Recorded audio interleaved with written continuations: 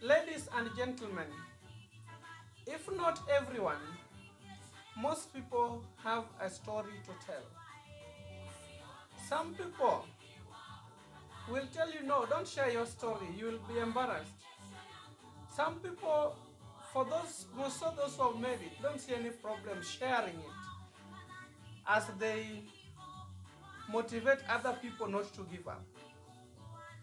Some people also feel that don't wait until you succeed in life because it might draw you back.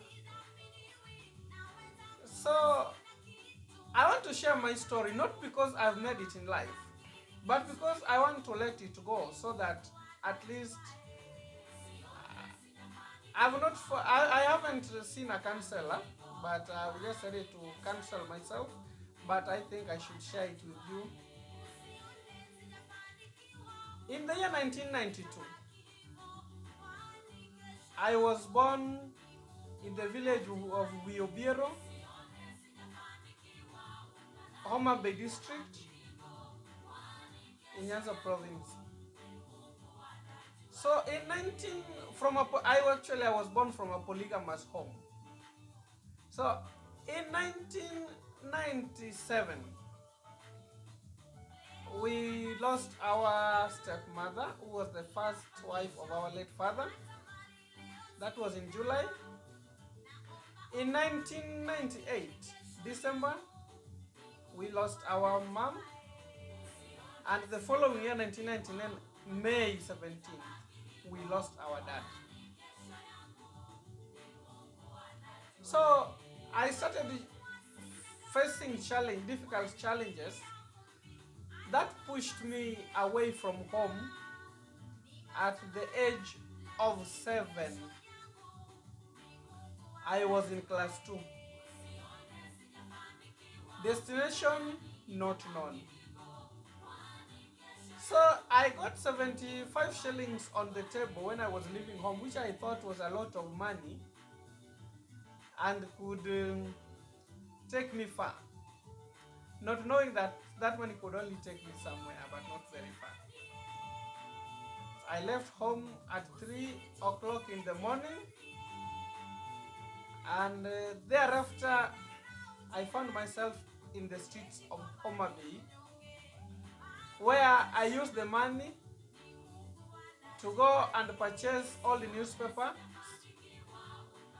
which I went at the lake shore to sell these newspapers to the fishmongers as they were doing business, to wrap up the fish they were selling. So in the evening, I took a bus. I got under the back seat of a bus, Kenya bus by then, and started my journey heading to Nairobi, so a place I had not been before. So I didn't know that these people are very strict, that after Kisses, when they were going to start their serious inspection of the ticket. I remember they were checking even under the chair. So they found me there. It was already late at night. I can't remember what time it was. And they were throwing me out.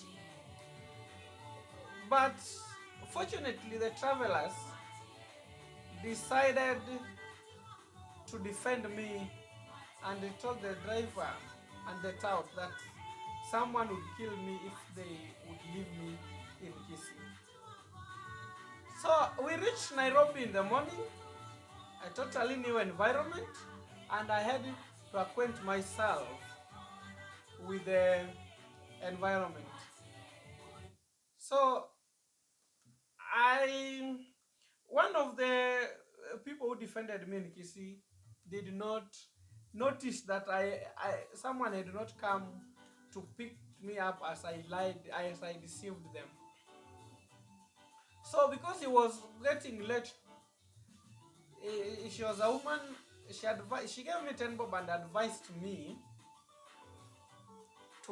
before my whoever was coming to see come for me, I asked for a nearby police station where I was directed to the central police station which is within the CBD of Nairobi. By good luck, I found many captured vehicles within the police station compound, and I got a safe place to keep my luggage. Actually, I didn't tell you that I left home with everything that belonged to me: books, clothes, even my pencils. I carried everything. I decided to disappear from the face of the relatives who were slowly turning me into a herds boy while their own kids were going to school. So I kept my luggage there in one of the vehicles, and I started blending. Immediately I started blending with the children of the police who are living within the compound.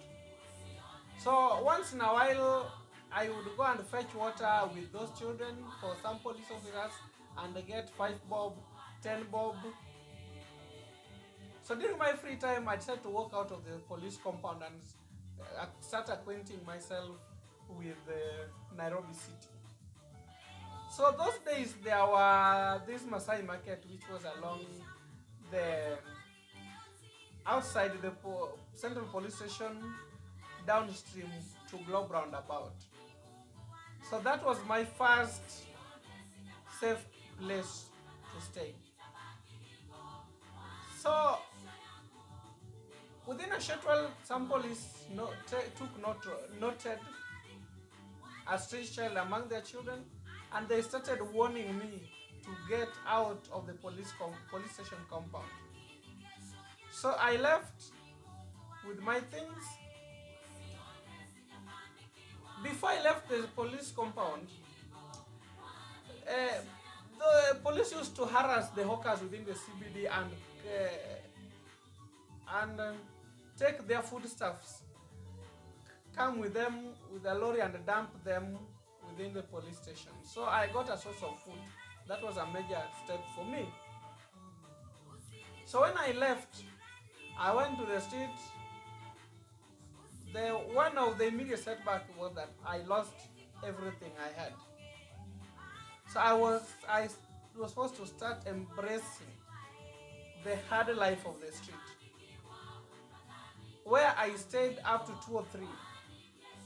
When Honorable Mudi Awori, the then Vice President, started a program where he was sweeping out the street children. Before 2 or 3, I would swap from town to town, Kisumu, Nairobi. So I was enjoying a ride actually, free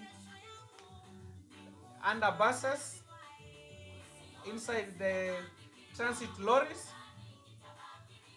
So after Mudi Awori came took over from the late Kijana Wamalwa, this program, the police was to execute it, and the exercise was not that friendly to us because police really harassed us in the street. Before I knew it, I was in the police cells. I was not taken to the juvenile, and I started going to court. I was not in the police cells because I had done a serious criminal, but because I was an orphan who was looking for someone who was in need of care. Actually, as we proceed on with this journey, my home to the street, I will show you a letter which the allegations that was brought against me before a court of law. And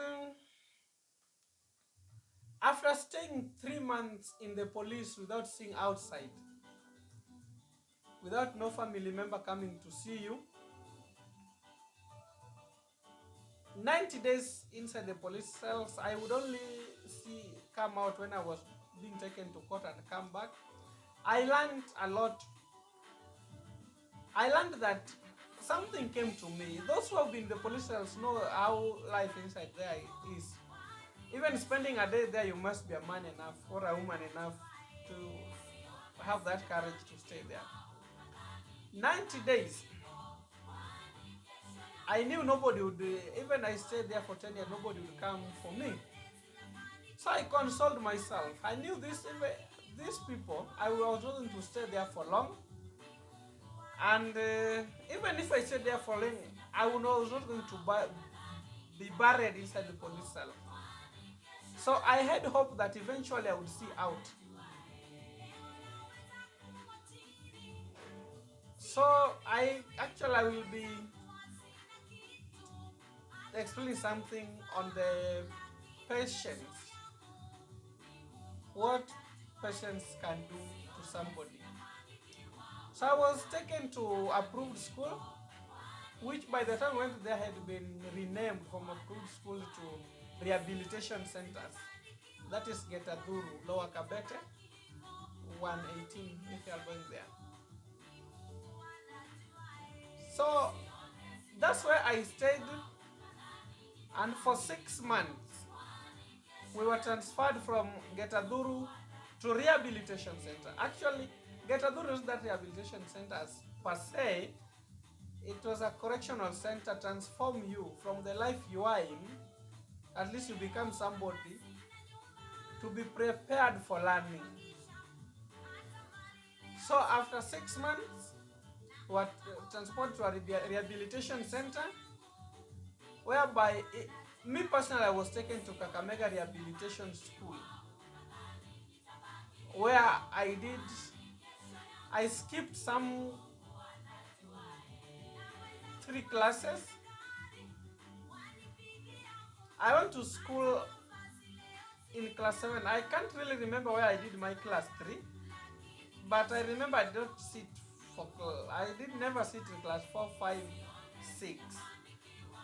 The hard, difficult life forced me to lie so that I would, my days in approved school would lapse very fast and then be released to go back home to continue with my life. So my first KCP, I did it in 2005, when I did my KCP for the first time, and I scored 296 out of 500 marks.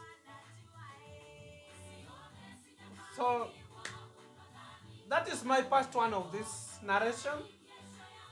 Welcome.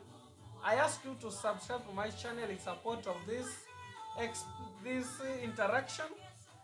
I know I might not be flowing, but just bear with me. As time passes by, I'll become a smooth content creator and a YouTuber. So please just subscribe and support me in this channel. Throw your negative, positive comments on it. We interact. That's what is called YouTubing. You'll be abused, you'll be insulted as you build yourself. Thank you very much. My name is Michael Lonchiko. Until next time, we'll be continuing with part 2 of this narration. Thank you very much for listening to me.